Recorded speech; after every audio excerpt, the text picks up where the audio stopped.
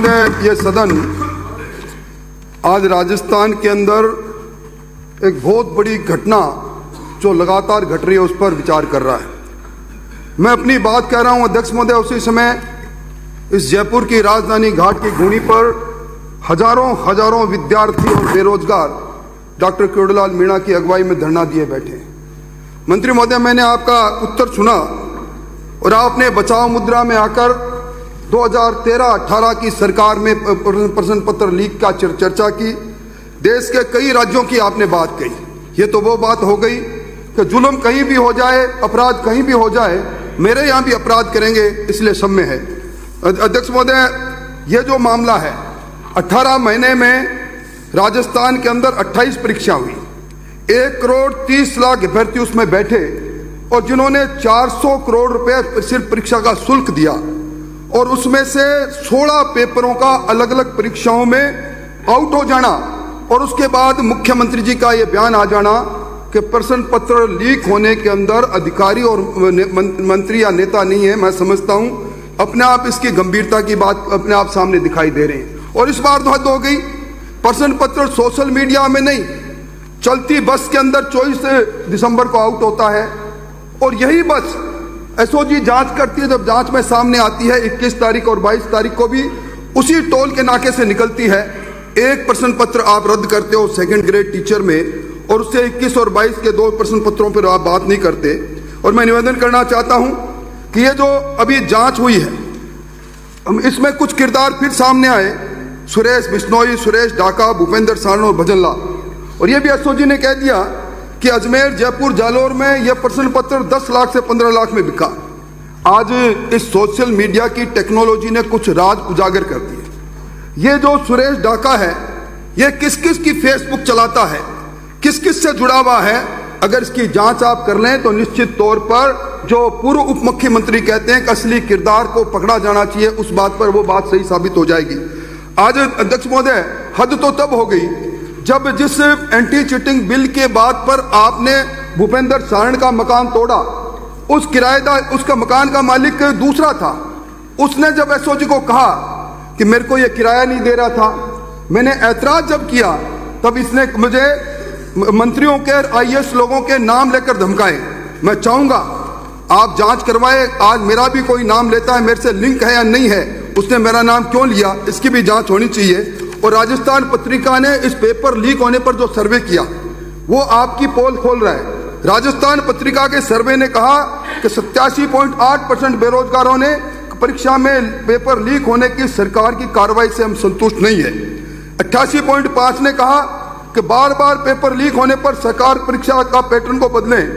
और आपने जिस जस्टिस विजय कुमार व्यास की समिति का जिक्र किया, आपने जिस पूर्व आरपीसी के चेयरमैन एमएल कुमावत की 18 अप्रैल 2020 को जो समिति उसका जिक्र किया, जुलाई 2022 सभापति महोदय इनको पूरी रिपोर्ट मिल गई और इस व्यास कमेटी के आधार पर और इस कुमावत कमेटी के आधार पर इन्होंने निर्देश जारी जब किए, वो अभी इन्होंने अपने उत्तर में कहा हमने इस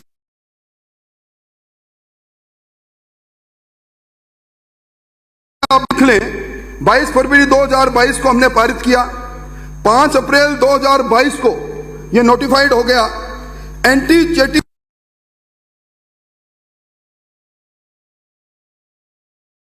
5 वर्ष से लेकर 10 वर्ष की सजा और 10 लाख से लेकर 10 करोड़ का जुर्माना। 12(2) में अपराधी की संपत्ति अटैच करने की बात और 16 में डेजिग्नेटेड कोर्ट स्पीडी ट्रायल के। एक डेजिग्नेटेड कोर्ट आपने अगर इस एंटी चीटिंग बिल के प्रावधान के अनुसार बनाया हो राजस्थान में, बताएं एक भी जो पकड़े गए। मैं समझता हूं पहली बात नहीं अध्यक्ष महोदय, मैं बड़े नम्र शब्दों से कह रहा हूं, वन कांस्टेबल की परीक्षा, वन रक्षक की परीक्षा और ये सेकंड ग्रेड टीचर की परीक्षा ये उस समय हुई जब एंटी चीटिंग बिल प्रभावी हो गया था। आपने कांस्टेबल की परीक्षा रद्द हुई, आपने खुद अपने उत्तर में कहा वन रक्षक की परीक्षा रद्द हुई। आपने उसमें एंटी चीटिंग बिल के आधार पर उन माफियों के मकानों को अटैच क्यों नहीं किया, उन पर जुर्माना आपने क्यों नहीं लगाया, डेजिग्नेटेड कोर्ट में उनके खिलाफ आपने वो क्यों नहीं किया चालान पेश। आप वही हैं, आपने अभी रीट की बात की छुपाई से।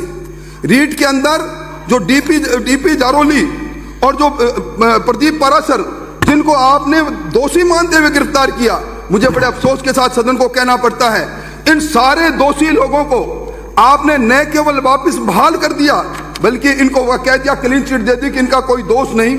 आप मुझे बता दें, डबल लॉक के अंदर से प्रश्न पत्र चोरी होता है और उसके बाद भी आप कहते हो कि कोई जिम्मेवार नहीं। ये कौन सी जादूगरी है? इस पर भी आपको निश्चित तौर पर करना चाहिए। और अध्यक्ष महोदय, मैं एक जुम्मारी से कहकर मेरी बात को समाप्त करूंगा। कांस्टेबल की परीक्षा 14 मई 2022 को आपने रद्द की। एंटी चीटिंग बिल इन्फोर्स था। एसओजी ने उदाराम के नाम के व्यक्ति से प्रश्न पत्र जब्त किया। एसओजी आगे नहीं बढ़ी क्योंकि एसओजी को यह प्रश्न पत्र सुरेश ढाका ने दिया। और अब आपने उस उदाराम की संपत्ति जब्त की क्या? आपने उदाराम के मकान को तोड़ा क्या? आपने किराए के मकान को तोड़कर उद्गम की उस संस्था को, भूपेंद्र सारंग की संस्था को, किराए के जो किराए पर चलती थी, जो ये खुद किराया नहीं देता था, जो कहता था किराया मांगने पर मुझे मंत्री के नाम से धमकाते हैं, कौन ये मंत्री? आपने कार्रवाई नहीं की। मैं समझता हूं इसके साथ ही जब ये कांस्टेबल की परीक्षा में दिवाकर स्कूल जो जोटवाड़ा का है, यहां सामूहिक नकल हुई। एसओजी की जांच है, जांच की रिपोर्ट के अंदर आप देख लो। आपने सिर्फ मान्यता रद्द की, स्कूल वहीं खड़ा है।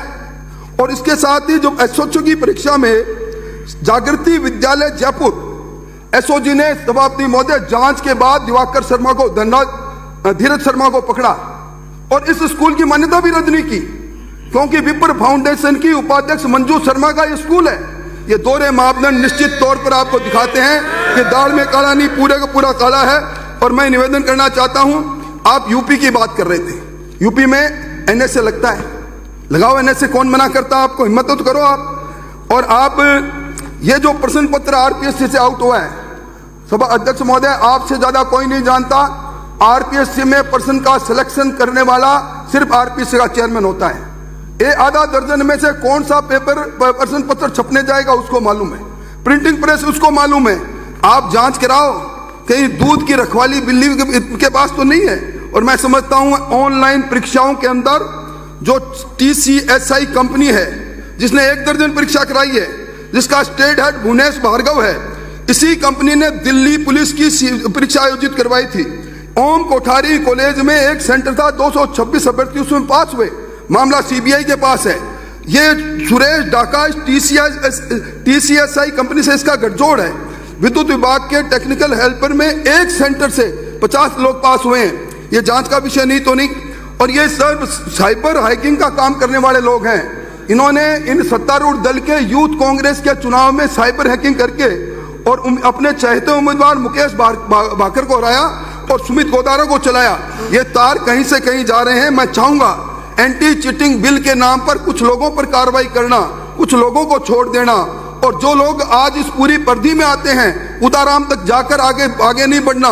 निश्चित तौर पर ये राजस्थान में जिन लोगों के साथ खिलवाड़ हो रहा है, आज वो सड़कें पर उतरे हैं, उनकी आंख आ जाएगी आपको और इस सरकार को नस्तानाबूद कर देगी।